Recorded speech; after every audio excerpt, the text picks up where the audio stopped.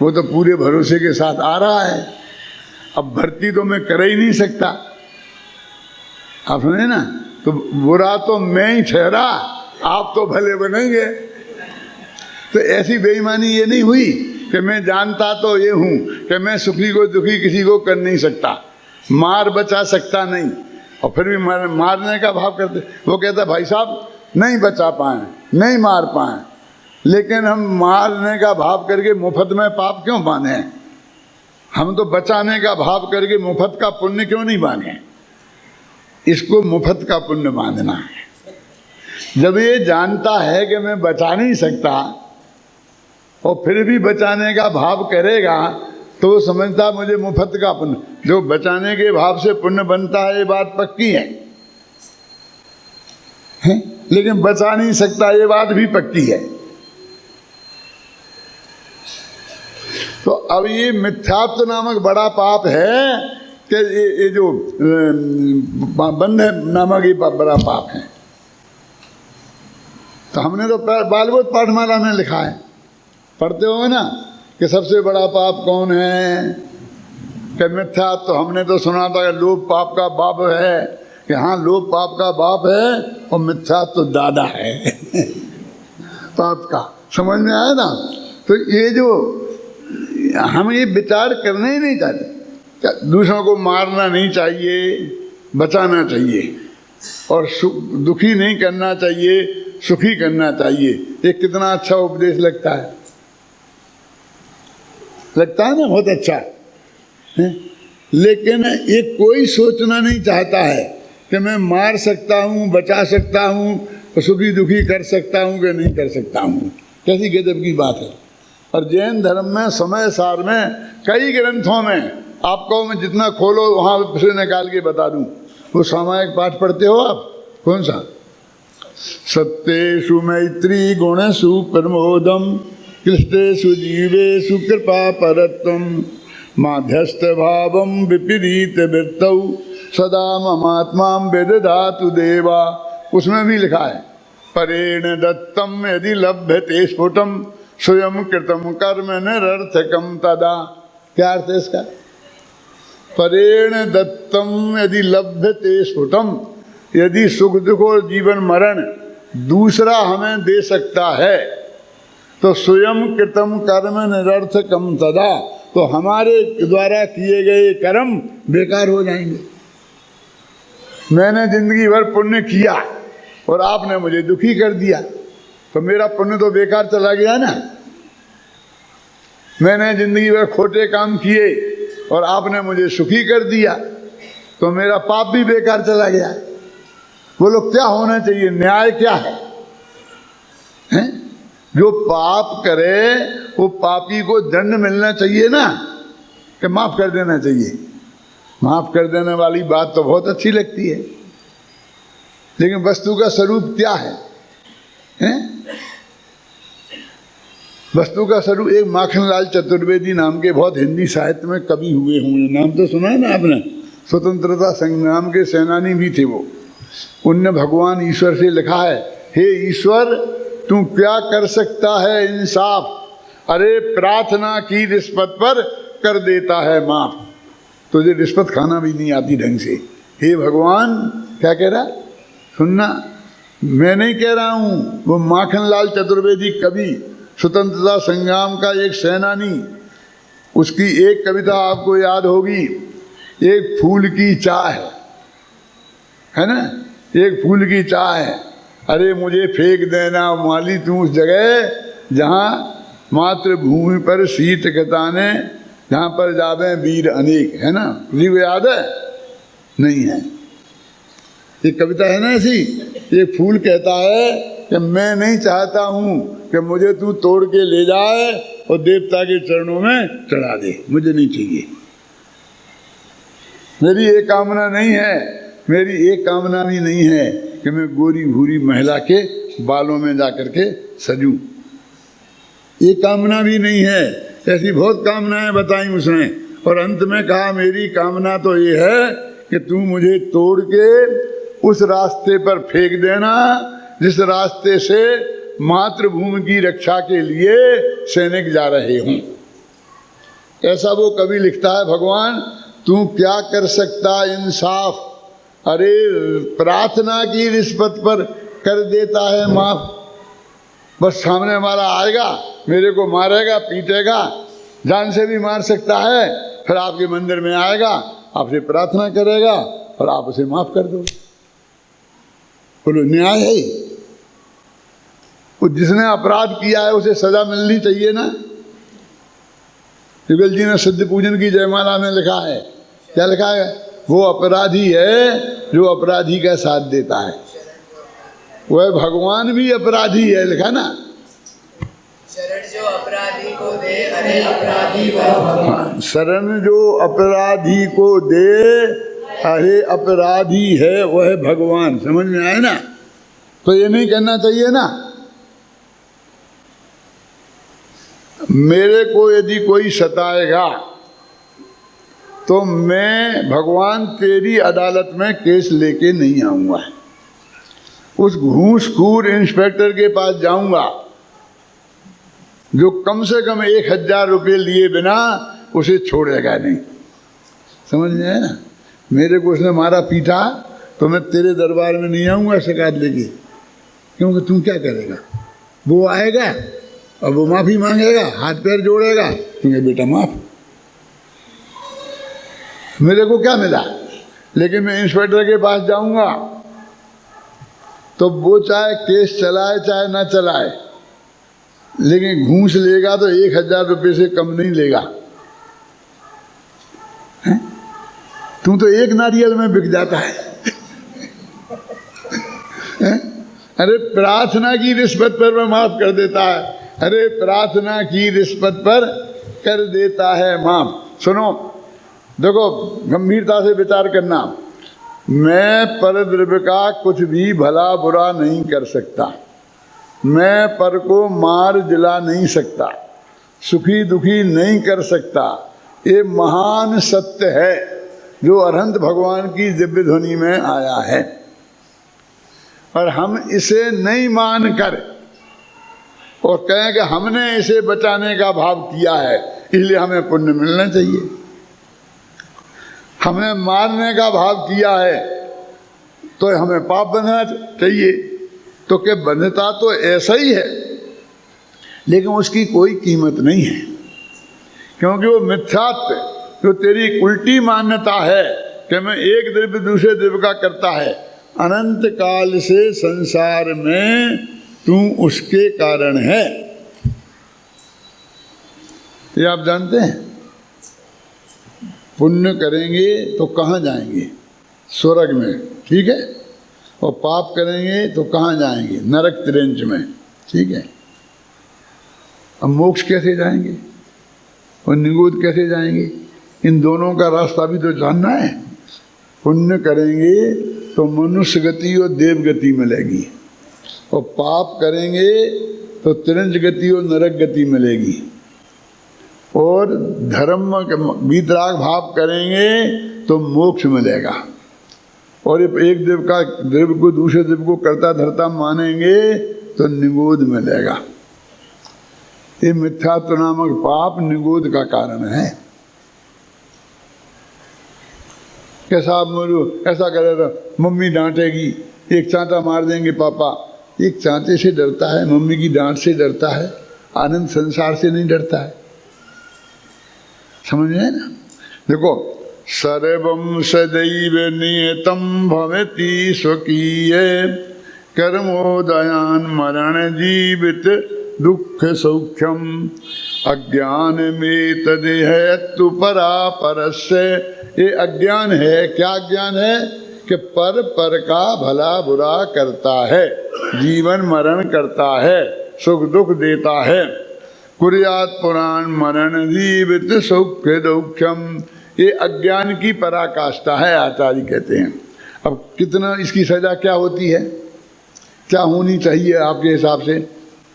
देखो नीचे के छन, अज्ञान में तदिगम्य परात् परस्य पश्यन्ति ये मरण जीवित दुख सौख्यम। ये अज्ञान जो है ना, कि एक जीव दूसरे जीव का जीवन मरण और सुख दुख करता है, ये जो अज्ञान है ये क्या है? मिथ्या दिशो आत्महनो भवंती कर्मान रहंकृति रसेन, कि मैंने किया, इस अहंकार में भरा हुआ वो व्यक्ति आत्महत्या करता है। आत्महत्या लिखा है इसमें, कहाँ लिखा? आत्महनो भवंती, आत्महत्या सबसे बड़ा अपराध है दुनिया में। आत्महत्या करके मरता है वो गारंटी से नरक जाता है। आप समझ लो क्या कि मैं दूसरे का भला बुरा कर ही नहीं सकता, मार जला सकता ही नहीं हूँ, और ये मान के बैठा हूँ कि मैं करता हूँ। अब इससे 4 खतरे खड़े होते हैं। क्या टाइम सही है? क्या हो गया? बताओ मुझे भूल भाल गया मैं तो। 10 मिनट हैं। देखो 4 चीज़ें खड़ी होती हैं। कौन कौन सी? कि यदि मैं ऐसा मानता हूँ कि तुम मेरा बुरा कर सकते हो, मार सकते हो, दुखी कर सकते हो, तो मैं तुमसे डरूंगा, जो तुम कहोगे करूंगा, तो अनंत गुलामी मुझे इस मान्यता से प्राप्त होगी। एक तुमको इसका क्या फल है? फल बता रहा हूं मैंने ये माना कि आप मेरा बुरा कर सकते हैं तो मैं आपसे डरूंगा, तो अनंत गुलामी मेरे अंदर में पैदा हो जाएगी। और मैं ऐसा मानूं कि मैं तुम्हारा बुरा कर सकता हूं तो अनंत अहंकार पैदा हो जाएगा। मैं सारी दुनिया को दबा दूं, हिटलर बन जाऊं, जो मेरी नहीं मानेगा वो इस जगत में नहीं रह सकता। ख्याल में आए ना? तो यही पैदा हो जाएगा। यदि सामने वाला मेरा भला कर सकता है, यदि ऐसा मानूंगा तो अनंत दीनता प्रकट हो जाएगी, और ये मानूंगा कि बुरा करता है तो अनंत भय पैदा हो जाएगा। ये चारों खतरनाक चीज़ें इससे पैदा होती हैं। मैंने ऐसे बहुत से अपने जैनी भक्तों को देखा है कि भगवान के सामने अकेले में हाँ भगवान हाँ हाँ हाँ लेट गए, और ऐसे ऐसे दीनता भरे शब्द बोल रहे हैं। आप कहें भगवान बचा ले मेरे, ये कर दे। अब क्या करें? ऐसी करुणा आती है कि क्या करें इनका? ये भगवान कुछ नहीं करता है, ये तो मोक्ष में विराजमान हैं। यहाँ भी होते तो भी किसी का भला बुरा करते ही नहीं, एक देव दूसरे देव का कर ही नहीं सकता। ये महान सिद्धांत जो जैन धर्म का है वो उसे समझता ही नहीं, समझने ही नहीं चाहता है, बल्कि नाराज होता है। हमारे भगवान को हम तो कहते हैं भगवान ऐसा करता है, वही कहते कुछ करते ही नहीं। हमारे भगवान को बदनाम कर रहे हैं। बदनाम कर रहे हैं कि सुनाम महावी से जाके पूछो क्यों? ये जो गाथा है ये 2 कलश हैं, इसका हिंदी पद्यानुवाद किसको याद है? हाँ बोल सकता है कोई? इन दोनों कलशों का हिंदी पद्यानुवाद कल देख के लाना, याद करके लाना। कहाँ मिलेगा?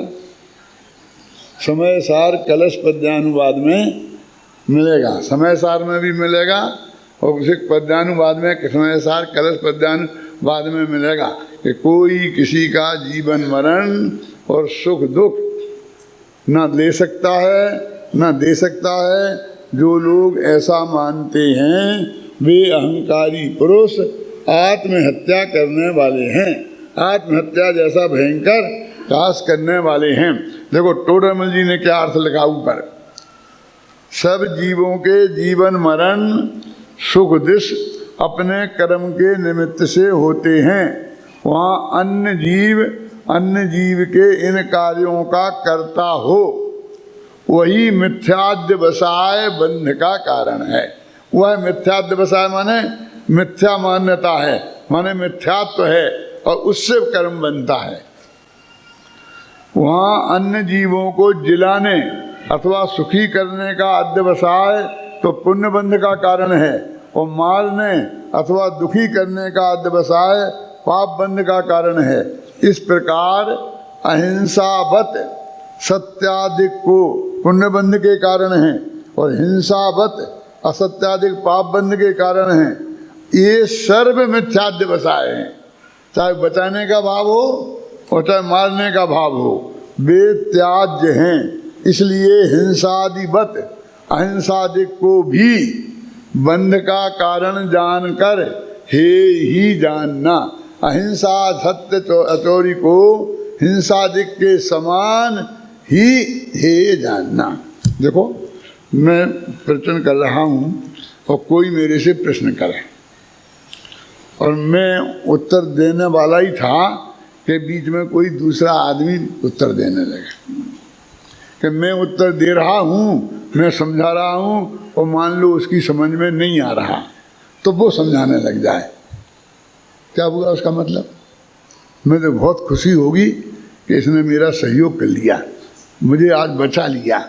यदि ये नहीं देता उत्तर तो फिर मेरी तो आज नाक कट जाती ना। क्यों? मैं खुश होऊंगा उससे कि नाराज हुआ कि तू बीच में क्यों बोलता है, चुप नहीं बैठ सकता है? मेरे से पूछ रहा है ना वो, तुम क्यों बोलता है? मैं जवाब नहीं दे सकता हूँ।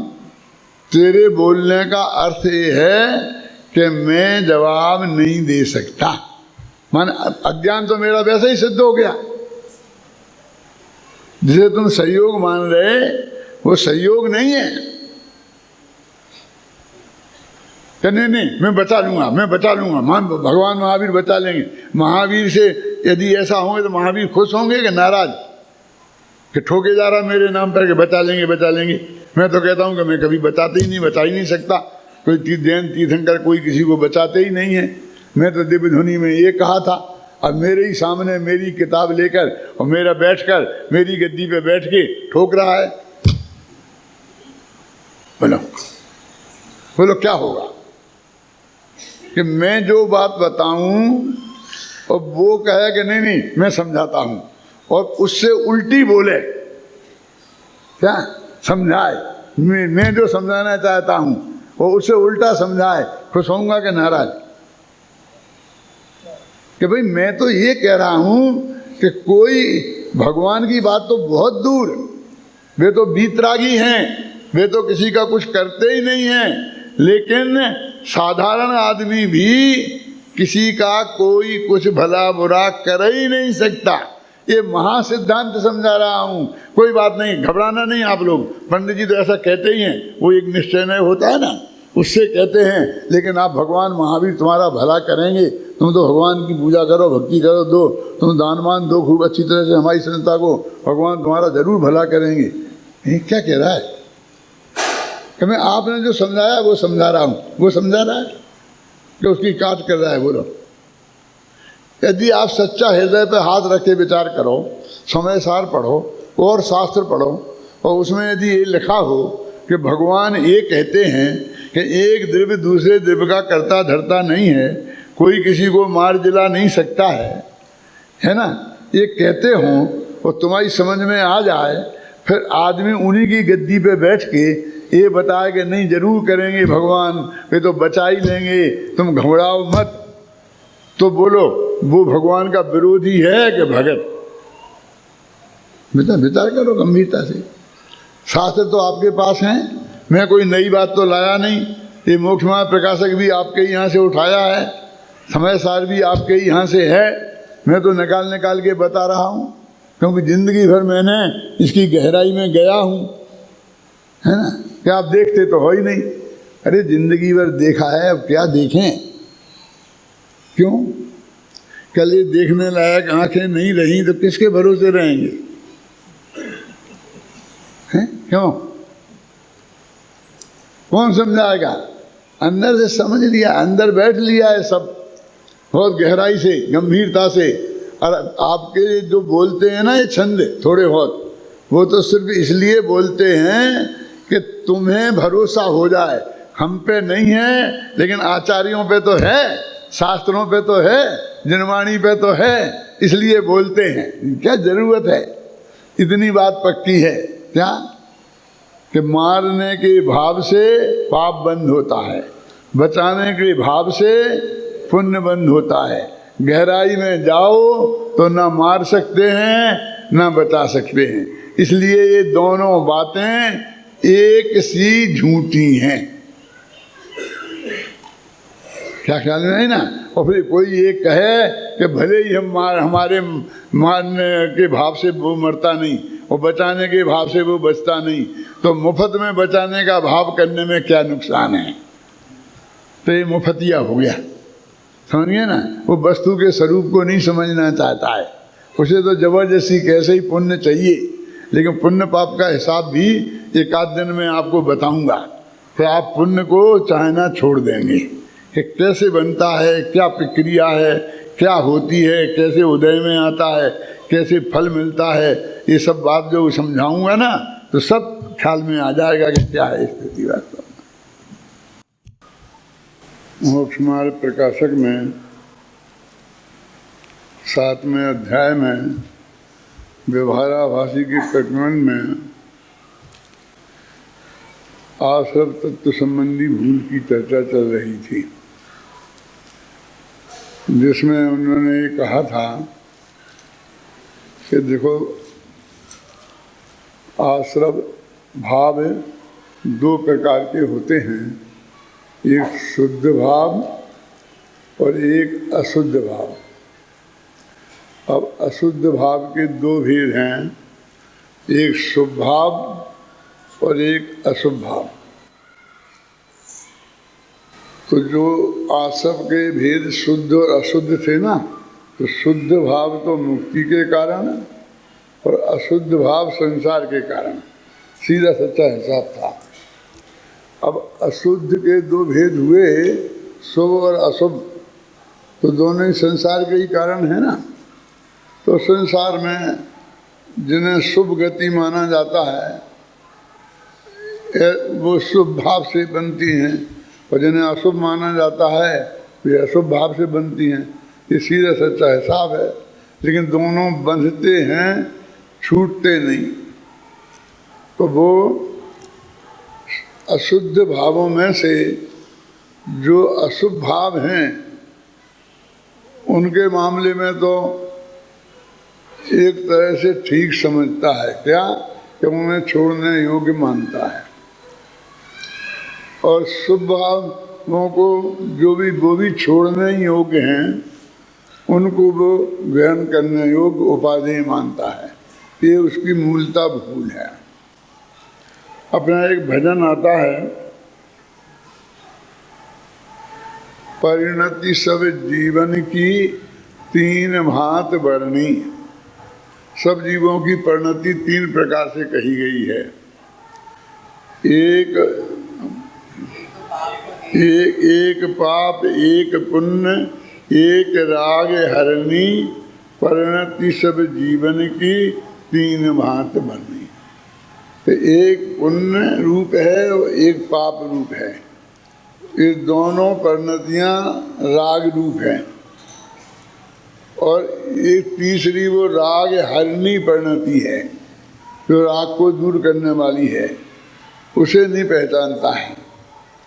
तो बार बार उसमें उपादेय बुद्धि करता है कि वे ग्रहण करने योग्य हैं। यद्यपि जैसा कि मैंने कल बताया था, आपको ध्यान होगा कि हम भले ही ये कहते हैं कि हम अशुभ को छोड़ने लायक मानते हैं, हे मानते हैं ना, लेकिन थोड़ी गहराई में जाएं तो वो भी सिर्फ कहने की बातें हैं। कल मैंने उदाहरण दिया था कि हमें फिर पैसा कमाने के लिए दुकान पे क्यों जाते हैं? यदि पैसा पुण्य के उदय से मिलता है, ऐसा हमारा भरोसा है, तो फिर पाप करने क्यों जाते हैं? और दूसरे, ये 5 इंद्रियों के विषय भोग, ये यदि हे हैं, त्यागने लायक हैं, तो इनमें हमारी सुख बुद्धि क्यों है? अच्छे लगते हैं ना। अच्छे लगते माने न केवल अच्छे लगते हैं, बल्कि हम अंदर में गहराई में उन्हें अच्छे मानते हैं, क्योंकि उन्हीं की प्राप्ति के लिए तो ये सारे प्रयत्न हैं। जो भी हम धंधा पानी कहते हैं, व्यापार कहते हैं, नौकरी कहते हैं, वो 5 इंद्रियों के भोगों को प्राप्त करने के लिए ही ये सब प्रयत्न हैं। तो उनमें यदि हमारी हे बुद्धि होती तो उनको प्राप्त करने का हम प्रयत्न क्यों करते। और एक वाक्य मैंने आपको कहा था कि कर्म के बंधने की पद्धति क्या है, उसमें उदय आने की पद्धति क्या है, फल देने की पद्धति क्या है, इस पर हम एक बार यदि गंभीरता से विचार करें तो हमारी जो मान्यताएं हैं वो अपने आप बहुत कुछ टूटेंगी। हम क्या समझते हैं कि हमने जैसे कि 1 लाख रुपए की चोरी की, अब चोरी कहो उसे, चाहे टैक्स चोरी कहो, कोई तरह से हमने बेईमानी से उसे इकट्ठा किया, तो हम क्या समझते हैं कि पाप हमको उस वक्त लगना था सो लग गया, अब वो संपत्ति तो हमारी हो गई। लेकिन ऐसा गणित नहीं है। अब आप आगे कहते हो मंदिर में पंडित जी से कि साहब मैंने ऐसा ऐसा पाप मेरे से हो गया, उसको मुझे धोना है, उसके लिए कोई विधि बताओ। तो वो पंडित जी कहते हैं कि पहले तो भाई जो 1 लाख रुपए तुमने गलत तरीके से लिए हैं ना, वे जाओ वापस करके आओ, फिर जो पाप लगा है उसे धोने की बात करेंगे। कि नहीं वो तो मैं नहीं छोड़ूंगा, तुम तो ऐसी विधि बताओ कि वो तो पच जाए और पाप धुल जाए। अंतर समझ में आ रहा है कि नहीं आया। अभी वो लाख रुपए तो बहुत कम होते हैं आज के उदाहरण में। समझ लो कि एक मकान आपने गलत तरीके से हत्या लिया किसी का भी, अब आप चाहते हो कि वो मकान तो आपके नाम रह जाए और उसमें जो आपने पाप किया वो धुल जाए। अब आप जो कहो, जितना दान कहो दान दे दूंगा, पूजा पाठ विधान जो भी आप कहो मैं वो सब करने को तैयार हूँ, लेकिन वो छोड़ूंगा नहीं।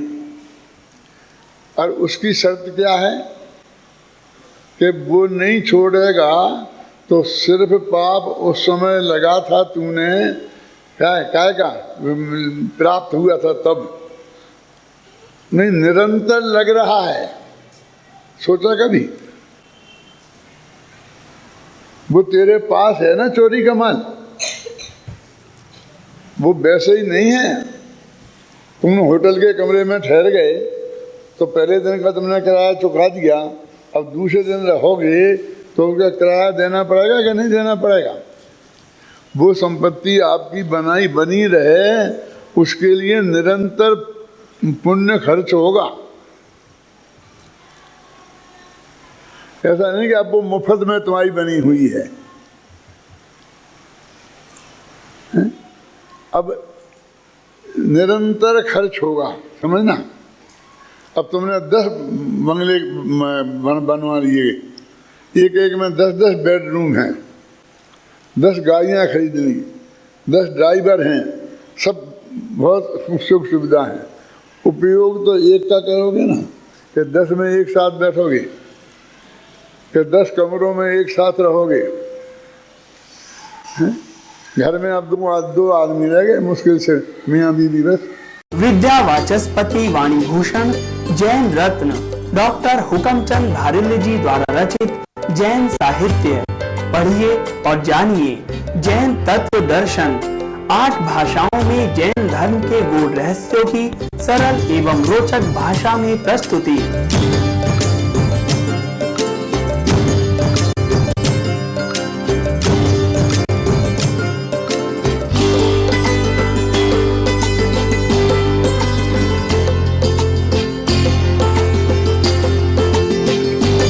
अत्यल्प मूल्य पर जैन साहित्य प्राप्त करें। पंडित तोडरमल स्मारक ट्रस्ट, बापू नगर, जयपुर, राजस्थान।